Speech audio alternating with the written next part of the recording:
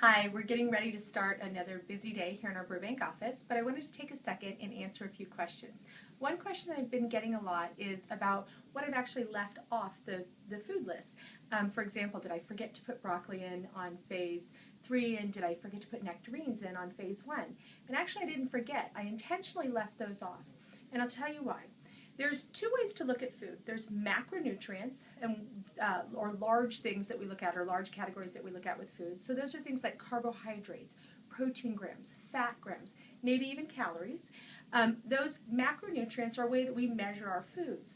There's also things that are called micronutrients. So micronutrients are phytonutrients or plant-based nutrients that actually, I would say, are kind of like the specialty of that particular food. For example, a red apple and a green apple may have the same carbohydrate, maybe even have the same grams of sugar, but they have very different micronutrient values. For example, a green apple doesn't have a micronutrient called melvin in it, but red apples do.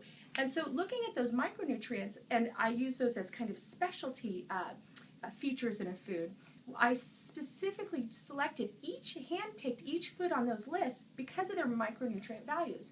So just as you would maybe go to a doctor that was a specialist, like a gynecologist, if you were going to have a baby, I wouldn't go see my dentist. If I were going to be looking to have a healthy pregnancy, I would go to a gynecologist or an OBGYN.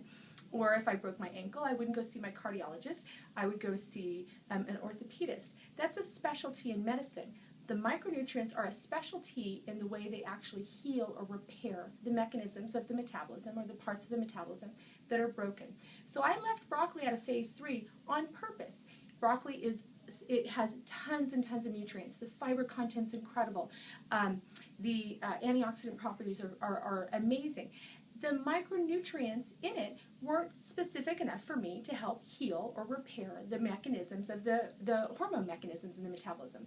And I purposely left off nectarines but selected peaches. So don't worry, I didn't forget anything. I actually purposefully chose each of those foods, and each of those foods are designed specifically with their micronutrient values to support and repair each of the 3 phases of the metabolism.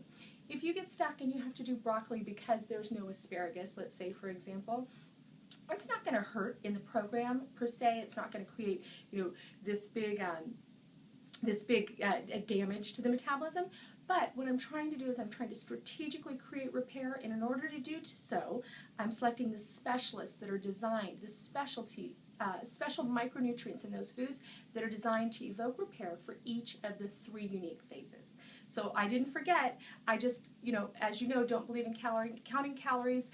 I stepped away from even counting, carbs and fibers and things like that, and I looked at the micronutrients that would help evoke true repair and truly repair your metabolism.